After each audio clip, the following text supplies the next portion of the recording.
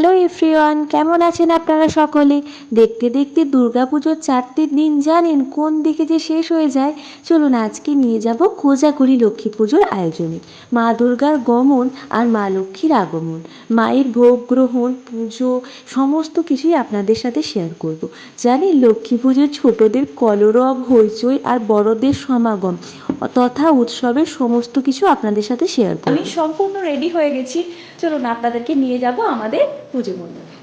ব্যাস এবার আমার মেয়েটিকে রেডি করে দিই, ওর ড্রেস আগে থেকে আমি সব বার করে রেখেছি। তারপর আমরা দুজন মিলে চলে যাব পুজো মণ্ডপে। চলুন আপনাদেরকেও দেখাবো, আমাদের ঠাকুরের দর্শন আপনাদেরকে অবশ্যই করাবো। আজকে কোজাগরী পূর্ণিমা, আকাশে রয়েছে উজ্জ্বল প্রস্ফুটিত চাঁদ। ঠিক মা দুর্গার দেখেছেন প্রতিমাটা তোলা হয়েছে, আকাশে চাঁদ আর মন্দিরের মধ্যে ঘর আলো করে রয়েছে মা লক্ষ্মী। মন্দিরে আমরা চলে এসেছি, টুকটাক পুজোর জোগাড়ে আয়োজনে আমরা হাত লাগিয়েছি। এদিকে নৈবেদ্যের কাছে আমি একটু বড়দের হেল্প করছিলাম, আর মা কাকিমারা বড়রা সবাই মিলে পুজোর ফল কাটছিল।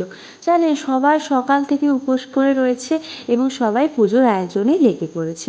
একে একে সুন্দর করে নৈবেদ্য রেডি করছে।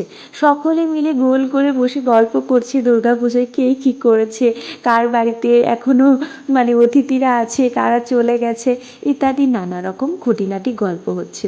উৎসব মানেই তো ছোটদের কলরব আর বড়দের সমাগম। জানেন এই যে সবাই একসাথে বসে গল্প, এটা উৎসব ছাড়া আর কোনো রকমভাবে সুযোগ পাওয়া যায় না, তাই না বলুন? আমার মেয়েটি দেখেছেন বারান্দার এদিক থেকে ওদিক ছুটে বেড়াচ্ছে, জানেন নিজে নিজে এসে একবার ঠাকুরকে প্রণাম করছে, আবার ছুটে বেড়াচ্ছে, একবার গিয়ে ঢাক বাজিয়ে দিচ্ছে, কখনো কখনো আবার হামা টানছে। জানেন মামা বাড়িতে এসে কিন্তু ওর খুব মজা হয়েছে, জানেন এসব তো দেখতে পায় না, এসব দেখে ওর মনটা একদম ভরে গেছে। সবসময় নাচানাচি করছে নতুন জামা পরে। জানেন পুজোর শেষে যারা সারাদিন উপোস করেছিল তাদের সবাইকে একসাথে ভোগ গ্রহণ করতে হয়। আমার মেয়েকে বাড়ি থেকে কিছুটা ভোগ নিয়ে গিয়ে খাইয়ে এনেছি, ওর মাসিমণির কোলে বসে বসে দোল খাচ্ছে।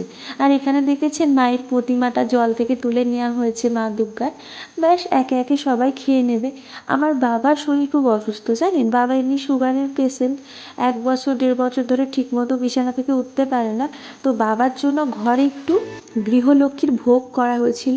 আমি ঘরে একটু চিনি ছাড়া অল্প করে পায়েস বানিয়ে দিয়েছিলাম বাবাকে। তো এটা আমি বাবাকে ঘরে দেব, যেহেতু বাবা ভোগ গ্রহণ করতে আসতে পারেনি, মন্দিরে এসে ঠাকুরেরও দর্শন করতে পারেনি, জানেন সেজন্য চলুন এটা আমি আমার বাবাকে দিয়ে আসি। বাবার জন্য অল্প চিনি দিয়ে বানিয়েছি আমি পায়েসটা। বাবা প্রায় 1.5 বছর পরে মিষ্টি খাচ্ছে, জানেন বাড়ির সবাইকেই আমি দিয়ে দিয়েছি। চলুন ব্যাস আজ এই পর্যন্ত।